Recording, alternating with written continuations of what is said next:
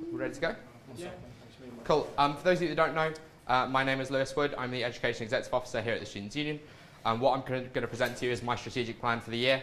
A little bit different to most other people is that not only do I have my 3 aims for the year in terms of my strat plan, I also have 10 priorities.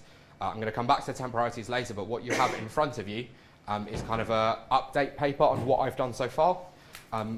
That's going to be submitted to Learning and Teaching Committee in December. So that'll actually be passed to show senior members of academics actually what I've been doing, what I've been up to, but that's to give you a little rundown to the successes I've had so far, but I will be going through it when I talk through my 3 points.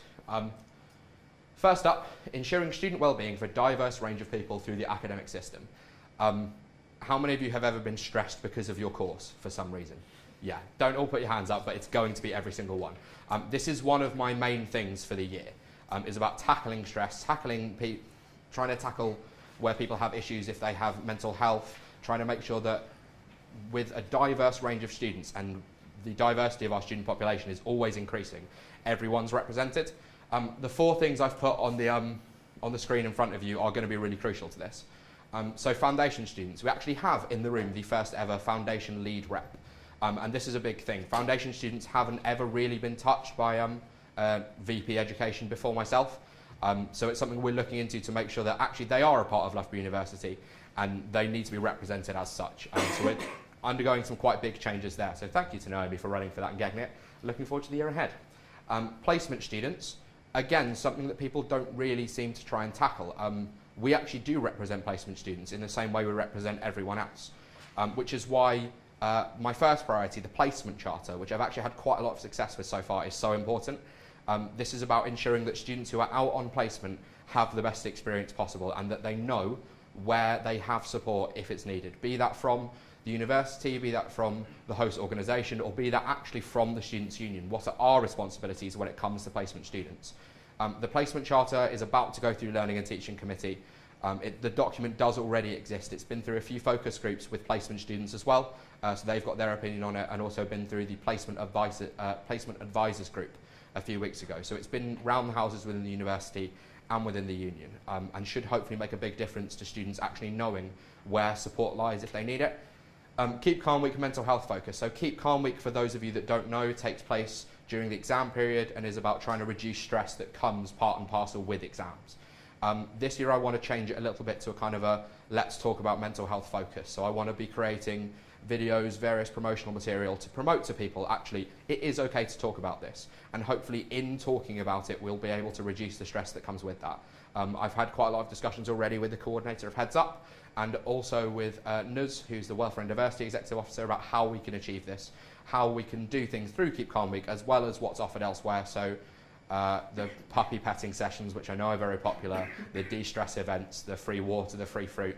On top of that, actually, how can we make something tangible to reduce stress when it comes to mental health, when it comes to exams? I think that should help a lot when it comes to January exam period and also then the summer exam period later on.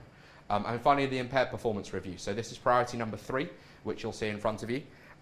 The review has already gone through, but what I'm trying to aim to do is to make the impaired performance scheme more accessible to those students that need it, and need it especially on a recurring basis.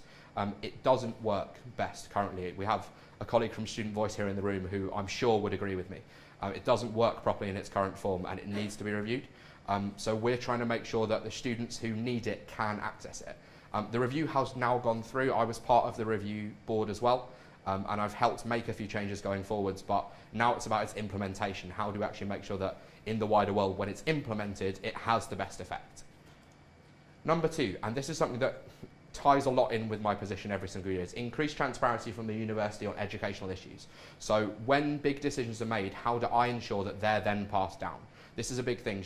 The university is not the best at communicating to students when changes are made, and it's something that I'm trying to work towards going forward. So the Brexit video, we actually put this together in around August. It was a good few months ago now. And it got over 5,000 hits, and that was a video with myself, Jonathan Acco, the president, Matt Gill, Union Affairs, Nuz, who's welfare, and George Holmes, the postgraduate executive officer, as well as the vice chancellor himself, talking about the impacts of Brexit potentially.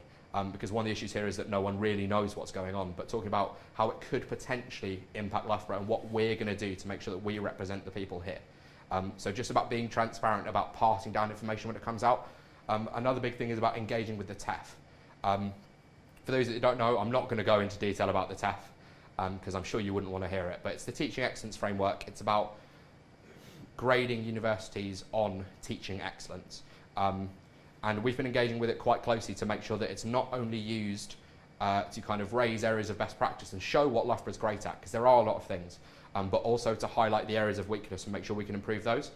The programme presidents, who are all seated at the back of the room, have done some fantastic work in engaging with the TEF in a few workshops, in contributing to various submissions to make sure that actually we do get the best score, but that in getting the best score we're also improving the areas that we're weakest as well.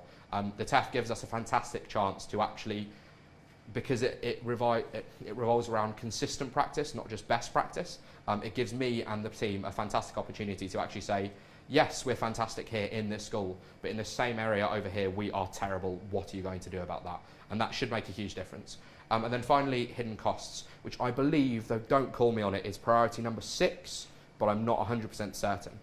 So this is about students who, is it? Yeah, nice. I should have just backed myself. This is about students who encounter costs on their courses that they didn't know they were going to have beforehand. I'm trying to make these transparent beforehand, so it's about looking into actually the definition of a hidden cost. What makes a cost hidden? And trying to eliminate that. There are some things where expenses can be necessary.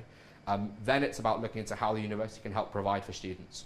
But one of the central things this is about communicating to students that actually the amount of money you spend on something will not affect your final grade. That is actually within university policy now, but it isn't communicated very well. So it's about making sure that students know that if you manage to spend, if you have the money, £1,000 on a design project, but if you actually only have £10 to spend on your materials, that won't impact your final grade. It's about the quality of your work, the quality of your submission. And this is something I'm trying to encounter with this a lot. And finally, a free-flowing and autonomous rep system whereby students and reps are satisfied. This is very, very difficult to measure. Priority number 10 is around rep awareness. And I was actually presenting my priorities earlier today to the Centre for Academic Practice, and this is the one which is most difficult, because how do you measure awareness into something? We had a huge number of candidates in the programme rep elections. We had, I think, 2,070 votes, which when I speak to colleagues around the country who do the same job, that is ridiculous to them. Yet for us, that's not enough. We can always keep pushing. The presidents, the student voice team, the reps themselves, on top of myself, are doing some fantastic work into looking at actually how can we get more awareness into the rep system. So be this through marketing. So we're looking at putting up flowcharts in departments to say to students, this is where you can go with a problem. It's not just awareness into who your rep is, but actually the system as well, awareness into the system. If you have a problem, where do you go? We're also looking into ILM accreditation for the advanced training.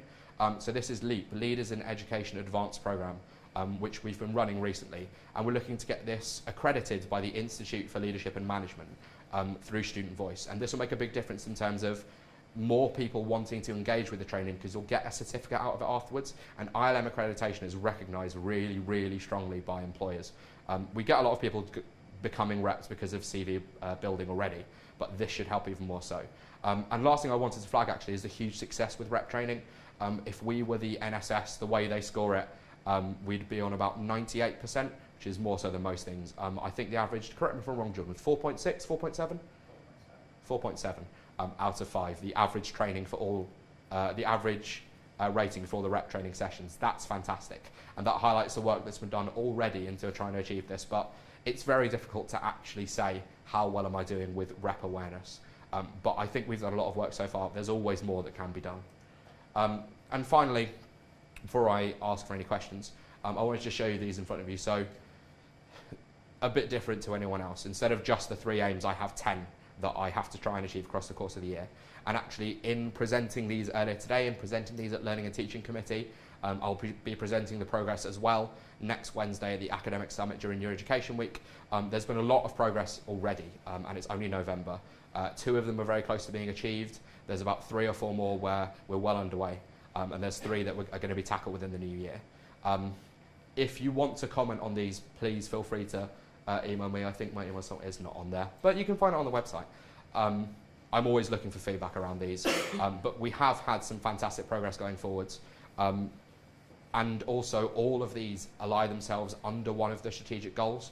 So be it about ensuring well-being, reducing stress, be it about increased transparency from the university, or be it about the rep system itself, they all ally themselves under something else. So thank you very much for listening. Are there any questions?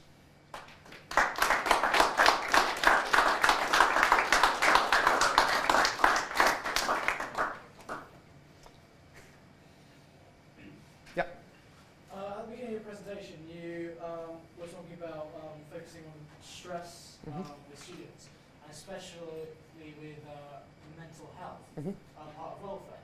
But I think there's a lot of other students with a lot of other disabilities that you've left out there, a massive amount. So what are you going to do for them? So when I say in terms of the mental health focus, that's because that's quite a natural thing when it comes to Keep Calm Week, so talking about anxiety there. But if you look under priority 3 about impaired performance, I appreciate you don't have one of the priority updates in front of you. It does mention that it's not just about mental health, it's about students with recurring disabilities. So one of the things we're looking at within the IP review is increasing how easy it is for someone with a recurring problem to actually gain access to impaired performance.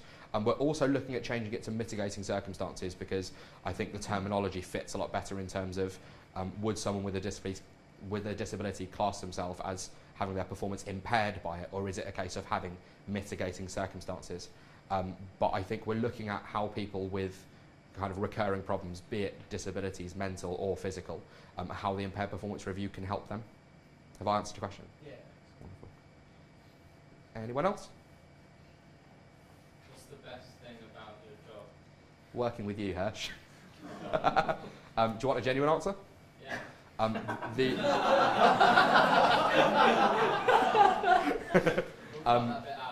No, we won't. Ryan, don't. Best thing would be the ability to help pretty much every student on campus through what I do, and students off campus as well. Which Jordan and I said during rep training every single session, through the rep system, because the way it works flows through a chain with myself, the presidents, the reps, the students. Through working with the program presidents, I actually have the ability to improve the academic experience of every single student here at Loughborough. That's the best thing. Sorry, it's a bit cheesy and it doesn't involve you, but it's the answer. Doesn't involve you. Anything else? Wonderful. Thank you very much for listening.